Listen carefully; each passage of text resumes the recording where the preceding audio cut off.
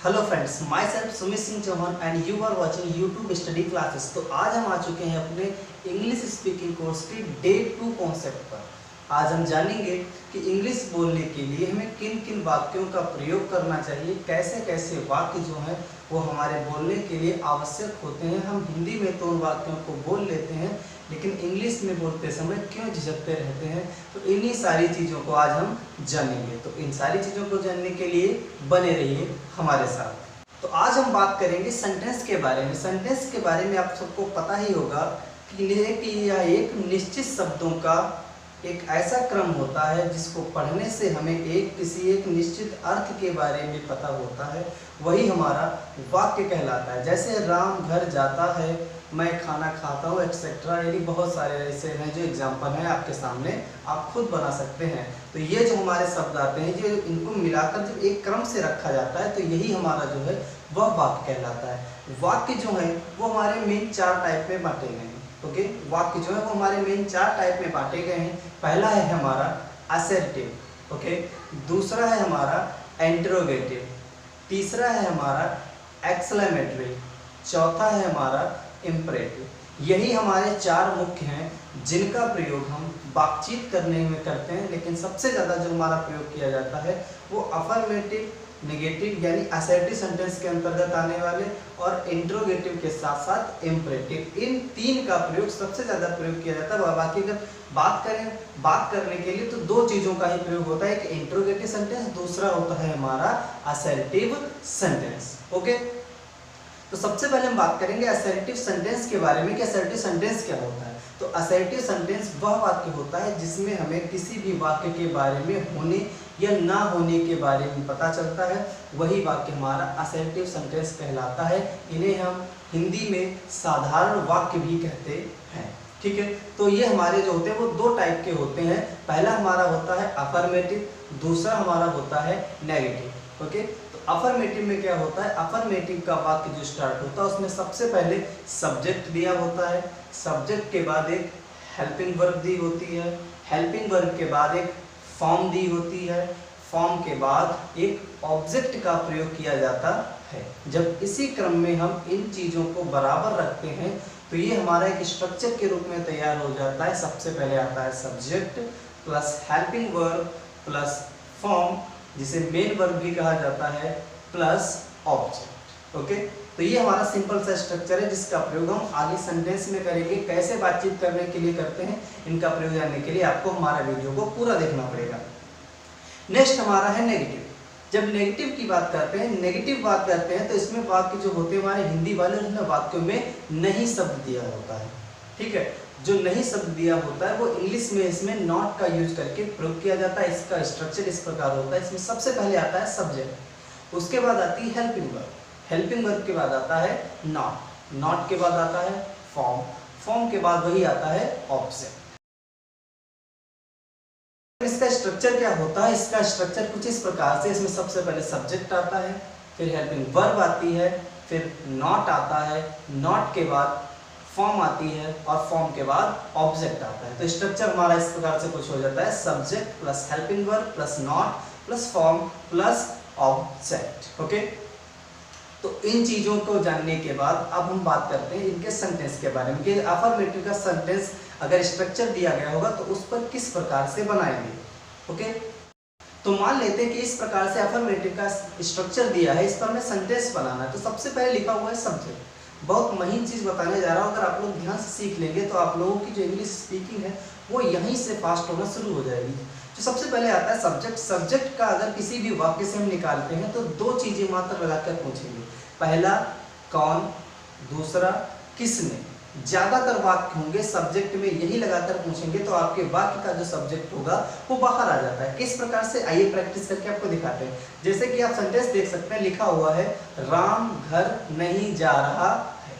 Okay, Ram घर नहीं जा रहा है। तो मैंने बताया था कि जब सब्जेक्ट निकालना होगा तो सब्जेक्ट निकालने के लिए आप 2 लगाएंगे, केवल एक कौन, दूसरा किसने। तो सबसे पहले कौन से स्टार्ट करते हैं, अगर कौन से निकल आता है तो कौन सही है, नहीं तो फिर किसने का यूज करेंगे। तो कौन, जरा बताइए आप लोग, कौन घर जाता है, राम। राम घर जाता है, इसलिए आपका सब्जेक्ट जो होगा वो राम होगा। यानी इंग्लिश में बोलते समय आप सबसे पहले राम का प्रयोग करेंगे। उसके बाद जब सेंटेंस आपने पढ़ा तो लिखा हुआ है कि जा रहा है, तो जब जा रहा है इसके लिए आपको क्या प्रयोग करना पड़ेगा, जा रहा है के लिए आपको हेल्पिंग वर्ब लगानी पड़ेगी। राम एक लड़का है और प्रेजेंट कॉन्टिन्यूअस का वाक्य है, तो जाने के लिए हेल्पिंग वर्ब लगेगी इज, तो हेल्पिंग वर्ब होगी हमारी इज। नेगेटिव है नहीं, क्योंकि इसमें नहीं शब्द का प्रयोग नहीं किया गया, तो हेल्पिंग वर्ब के तुरंत बाद हम यूज करेंगे फॉर्म का प्रयोग। फॉर्म का प्रयोग करने के लिए हम लगाते हैं क्या कर रहा है। ओके, क्या कर रहा है, तो जरा देख के बताइए राम क्या कर रहा है, तो राम जा रहा है। ठीक है, कहाँ जा रहा है हमें कोई मतलब नहीं, लेकिन राम क्या कर रहा है, तो राम जा रहा है। और जा की स्पेलिंग होती है गो, उसमें हम लगा देंगे आईएनजी, तो हो जाएगा गोइंग। तो हमारा इतना सेंटेंस कंप्लीट हुआ, राम इज गोइंग। और आप सभी को पता है कि जब हम कभी भी गो का प्रयोग करते हैं तो उसके साथ साथ हम टू का प्रयोग जरूर करते हैं। टू का प्रयोग इसलिए करते हैं ताकि हमें दिशा का पता चल जाता है कि किस स्थान को जा रहा है। ओके, अब हमारी बारी आती है ऑब्जेक्ट की। ऑब्जेक्ट के लिए हम क्या करेंगे, ऑब्जेक्ट में सबसे पहले हम क्या का उत्तर लगाते हैं, क्या के बाद कहाँ का उत्तर लगाते हैं, कहाँ के बाद किसने का उत्तर लगाते हैं। यही तीन हमारे मेन है। अगर इनको हम ध्यान से लगा देते हैं तो हमारा लगभग जो वाक्य होता है वो हमारा समाप्त हो जाता है। तो सबसे पहले देखते हैं राम क्या कर रहा है, जा रहा है, जो कि पीछे हो चुका है। उसके बाद क्या के बाद कहाँ का उत्तर, राम कहाँ जा रहा है, स्कूल को, तो को के लिए स्पेलिंग हम टू लगा चुके हैं, तो गोइंग टू स्कूल। तो हमारा सेंटेंस तैयार हुआ, Ram is going to school. अब मान लिया कि यही आपसे किसी ने पूछा राम कहाँ जा रहा है, और सेंटेंस आपको अंग्रेजी में ही बोलना है कि राम कहाँ जा रहा है, तो आपको हिंदी में बताएं कि राम घर जा रहा है, या राम स्कूल जा रहा है, या राम बाजार जा रहा है। तो इसको अब बात करते हैं नेगेटिव सेंटेंस की। नेगेटिव सेंटेंस का मान लीजिए ये स्ट्रक्चर दिया हुआ है, नेगेटिव सेंटेंस का ये स्ट्रक्चर दिया हुआ है आपके सामने, आप लोग देख सकते हैं, एक बार रिवीजन कर सकते हैं कि सबसे पहले सब्जेक्ट, फिर हेल्पिंग वर्ब, फिर नॉट, फिर फॉर्म, फिर ऑब्जेक्ट। अब इस सेंटेंस को अगर हमें बनाना है कि हिंदी के वाक्यों को इंग्लिश में कैसे ट्रांसलेट करें, तो आपका सीधा सीधा वही उद्देश्य जो हमने पीछे यूज किया था वो आपको दिमाग में सेट करके रखना है कि सब्जेक्ट के लिए कौन या किसने, हेल्पिंग वर्ब। ओके, टेंस के अनुसार हेल्पिंग वर्ब का प्रयोग किया जाता है। कैसे करते हैं ये हम आगे वाले वीडियो में आपको बताएंगे कि हेल्पिंग वर्ब का प्रयोग टेंस में कैसे किया जाता है। ओके, फॉर्म का प्रयोग टेंस के अनुसार क्या कर रहा है इस प्रकार से पूछा जाएगा। ऑब्जेक्ट में सबसे पहले क्या का उत्तर, फिर कहाँ का उत्तर, फिर किसने का उत्तर। अब सेंटेंस दिया है कि मैं खाना नहीं खा रहा हूँ।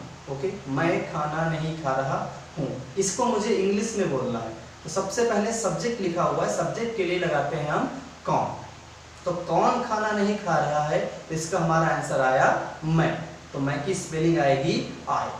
ओके, उसके बाद हमें क्या करना है, फिर लिखा हुआ है सब्जेक्ट के बाद हेल्पिंग वर्ब। ओके, तो हेल्पिंग वर्ब के लिए हम लगाते हैं प्रेजेंट कॉन्टिन्यूअस में आई के साथ एम, तो आई के बाद तुरंत आएगा एम। उसके बाद नेगेटिव सेंटेंस है क्योंकि हिंदी के वाक्य में नहीं शब्द का प्रयोग किया गया है, तो इसको में बदलने के लिए क्या करना पड़ेगा, हमें नॉट का प्रयोग एम के तुरंत बाद करना पड़ेगा। ओके, नेक्स्ट नॉट के बाद हमारा लिखा हुआ है फॉर्म। आप सभी को पता है कि प्रेजेंट कॉन्टिन्यूअस टेंस के वाक्यों में वर्ब की फर्स्ट फॉर्म में आईएनजी का प्रयोग किया जाता है। तो फर्स्ट फॉर्म में आईएनजी के लिए हम लगाएंगे क्या कर रहा है, तो मैं क्या कर रहा हूँ, खा रहा हूँ।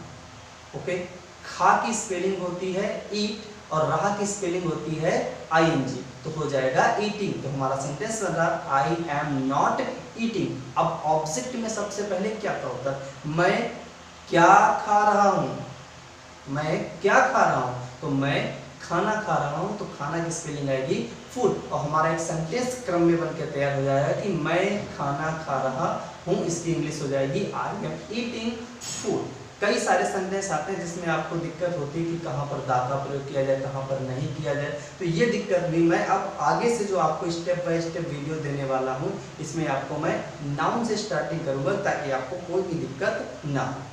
बात करते हैं हम इंट्रोगेटिव सेंटेंस के बारे में। इंट्रोगेटिव सेंटेंस जो होते हैं वो हमारे दो टाइप के होते हैं, ठीक है, दो टाइप के होते हैं, पहला ये फर्स्ट टाइप, दूसरा ये सेकंड टाइप। दोनों में डिफरेंस क्या है इसकी बात करते हैं। जब फर्स्ट टाइप की बात करेंगे हम, तो फर्स्ट टाइप का जो भी वाक्य होता है वह हमेशा हमारा क्या शब्द से शुरू होता है। ओके, हिंदी में जो हमारा वाक्य होगा वो हमेशा क्या शब्द से शुरू होगा, और क्या के तुरंत बाद एक हमारा वाक्य होगा वो या तो अफर्मेटिव का होगा या फिर नेगेटिव का होगा।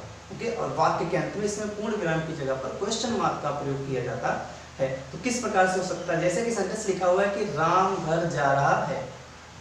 सेंटेंस है आपका अफर्मेटिव का, राम घर जा रहा है। इंटरोगेटिव का फर्स्ट टाइप बनाना है, तो आपको कुछ नहीं करना है, पीछे से पूर्ण विराम को हटाकर आपको क्वेश्चन मार्क लगा देना है और राम के पहले क्या का प्रयोग कर लेना है। तो हमारा सेंटेंस हो जाएगा कि क्या राम घर जा रहा है। ओके, तो इसको हम अंग्रेजी में बनाना है, ऐसे वाक्य जो भी आएंगे तो सबको अगर अंग्रेजी में बनाना है तो आपको क्या करना पड़ेगा, इसमें आपको सबसे पहले हेल्पिंग वर्ब का प्रयोग करना पड़ेगा।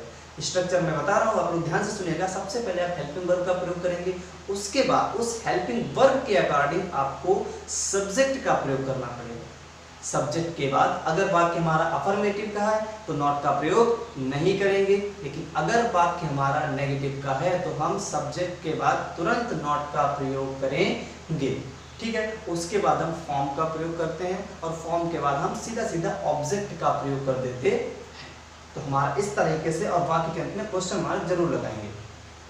तो इस तरीके से हमारा जो स्ट्रक्चर तैयार होगा, सबसे पहले helping verb, subject, not, form, object, question mark. अब सेंटेंस को बनाना है, तो सेंटेंस को बनाने के लिए क्या करेंगे, जैसे मान लिया सेंटेंस वही दिया है कि क्या राम घर जा रहा है, तो क्या की स्पेलिंग हम यहाँ पर व्हाट का प्रयोग नहीं करेंगे। इसलिए हमें सबसे पहले आप स्ट्रक्चर देख सकते हैं कि हमें हेल्पिंग वर्ब से स्टार्ट करना है। तो हेल्पिंग वर्ब हमेशा सब्जेक्ट के अकॉर्डिंग लगती है, तो सबसे पहले हम सब्जेक्ट ढूंढेंगे।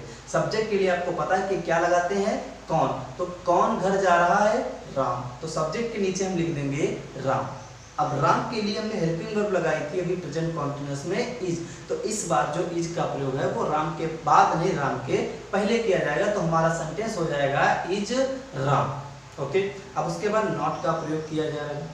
अगर वाक्य नेगेटिव का होगा तो आप नॉट लगा देंगे, अगर नेगेटिव का नहीं होगा तो नॉट का प्रयोग नहीं करेंगे। उसके बाद आएगा फॉर्म। तो राम क्या कर रहा है, तो राम जा रहा है। तो इज राम, जा की स्पेलिंग गो, उसमें लगेगी आईएनजी, तो इज राम गोइंग, और गोइंग के साथ हम लगाएंगे टू का प्रयोग करेंगे। तो इज राम गोइंग टू। अब राम ऑब्जेक्ट है, ऑब्जेक्ट में क्या कर रहा है, जा रहा है। क्या के बाद कहाँ का उत्तर, राम कहाँ जा रहा है, तो राम घर जा रहा है। तो is Ram going to house या होम, कुछ भी कर सकते हैं, लास्ट में क्वेश्चन मार्क का प्रयोग करेंगे। तो हमारा सेंटेंस था कि क्या राम घर जा रहा है, उसकी हमने अंग्रेजी बनाई तो हमारा बना is Ram going to home, question mark. Okay, तो उम्मीद करते हैं आपको इंट्रोगेटिव का फर्स्ट टाइप समझ में आया होगा।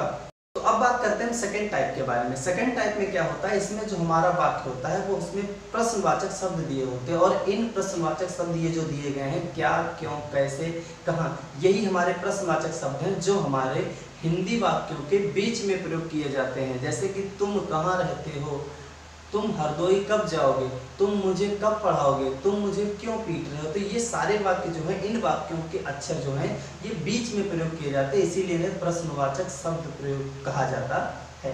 तो इनका प्रयोग हम वाक्यों के बीच में करते हैं, लेकिन जब हम इंग्लिश बनाते हैं तो हमारा फर्स्ट टाइप का स्ट्रक्चर सेम टू सेम रहता है, यानी कि हेल्पिंग वर्ब से लेकर सब्जेक्ट आएगा, सब्जेक्ट के बाद नॉट, अगर नेगेटिव का होगा तो नॉट, नहीं तो नहीं यूज करेंगे। उसके बाद फॉर्म, फॉर्म के बाद ऑब्जेक्ट और फिर क्वेश्चन मार्क। लेकिन सेकंड टाइप के जो वाक्य होंगे उसमें अगर बीच में प्रश्नवाचक शब्द दिया गया होगा तो उस प्रश्नवाचक शब्द को सबसे पहले लिखा जाएगा। ओके, जैसे कि तुम कहाँ रहते हो, तो क्वेश्चन वर्ड सबसे पहले आता है। तो क्वेश्चन वर्ड की स्पेलिंग होती है, क्वेश्चन वर्ड हमारा है क्या, पहली बात तो हमारा क्वेश्चन वर्ड है वो हमारा है कहाँ, तो कहाँ की स्पेलिंग होती है वेयर।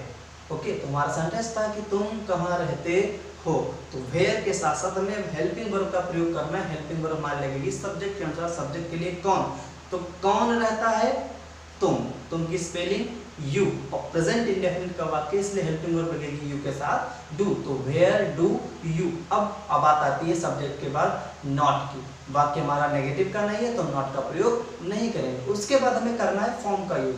तो फॉर्म मतलब क्या करते हो, तो क्या करते हो के लिए हमें लगानी है वर्ब की फर्स्ट फॉर्म। तो फर्स्ट फॉर्म होती है क्या करते हो, रहते हो, और रहते हो की स्पेलिंग होती है लिव। तो हमारा सेंटेंस हो जाएगा वेयर डू यू लिव, और लास्ट में लग जाएगा क्वेश्चन मार्क। तो उम्मीद करते हैं आपको इंट्रोगेटिव के जो दोनों टाइप हैं, फर्स्ट टाइप और सेकंड टाइप, आपको दोनों बड़ी ही अच्छी तरीके से समझ में आए होंगे। तो अब बात करते हैं इंपरेटिव सेंटेंस के बारे में। इंपरेटिव सेंटेंस क्या होता है कि ऐसे सेंटेंस जिनका प्रयोग आज्ञा, प्रार्थना या सलाह या सुझाव देने के लिए किया जाता है, ये सारे वाक्य हमारे जो होते हैं वो इंपरेटिव सेंटेंस कहलाते हैं। इनमें आज्ञा कैसे दी जाती है, जैसे कि जाओ दरवाजा खोलो, जाओ बोतल ले आओ, जाओ पानी गिलास लेके आओ, ये सारे वाक्य जो होते हैं ये हमारे इसी में आते हैं। अब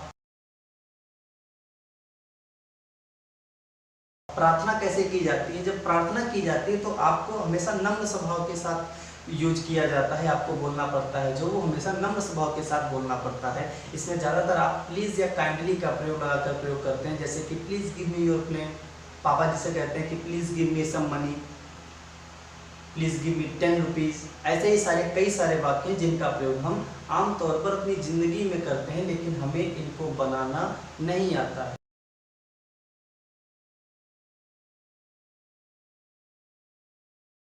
तो इसमें आपको कुछ भी ज़्यादा सोचने की दिक्कत नहीं है, मैं आपकी सारी समस्याओं को सुलझाने के लिए यहाँ आपके सामने आया हूँ। तो आपको क्या करना है, जब भी कभी इंपरेटिव का वाक्य बनाना हो तो अगर वाक्य में आज्ञा दी गई हो तो आप हमेशा कैसे करेंगे, जैसे कि लिखा हुआ है कि जाओ दरवाजा खोलो, तो आपको सबसे पहले वर्ब लिखनी है, वर्ब के बाद सीधा सीधा ऑब्जेक्ट करना है। तो जाओ दरवाजा खोलो, तो आपको स्पेलिंग सीधे सीधे करनी है, जाओ छोड़ देना है। अगर लिखना चाहे तो आप लिख सकते हो, तो सबसे पहले लिखेंगे गो कॉमा दरवाजा खोलो, इसमें क्रिया करनी है खोलने की स्पेलिंग होती है ओपन और दरवाजे की स्पेलिंग होती है द डोर। तो जाओ दरवाजा खोलो, गो ओपन द डोर, जाओ खिड़की बंद करो, go comma close the window. Okay, तो इसी तरीके से हम वाक्यों को बनाएंगे। अब हम आपके लिए आगे लाए हैं प्रैक्टिस, यानी नेक्स्ट जो वीडियो होगा वो हमारा इसी पर आधारित होगा। इसमें मैं पहले आपको 2 या 3 मिनट आपको बोल के दिखाऊंगा कि किस प्रकार से आपको बोलना है। उस 2 या 3 मिनट के बाद जो हमारा वीडियो का पार्ट होगा वो हमारा लेट्स प्रैक्टिस का होगा, कि हम प्रैक्टिस भी साथ साथ करेंगे कि हम जो पढ़ रहे हैं कि क्या वो हमारी समझ में आ रहा है या नहीं आ रहा है। तो इसमें आपको क्या करना होगा कि मैं एक क्वेश्चन बोलूँगा, उसके बाद 2 या 3 सेकंड की बीप होगी, यानी कि मैं नहीं बोलूँगा, उसमें आपको तुरंत आंसर रिप्लाई करना है। उसके बाद फिर मैं क्वेश्चन पूछूंगा, आपको तुरंत रिप्लाई करना, धीरे धीरे करके आपको अपनी स्पीड जो है बोलने की वो बढ़ानी है। तो हम मिलते हैं नेक्स्ट वीडियो में। उसी वीडियो में हम सबसे पहले हेल्पिंग वर्ब के बारे में जानेंगे तथा फॉर्म के बारे में जानेंगे। ओके, मिलते हैं नेक्स्ट वीडियो में। Thank you.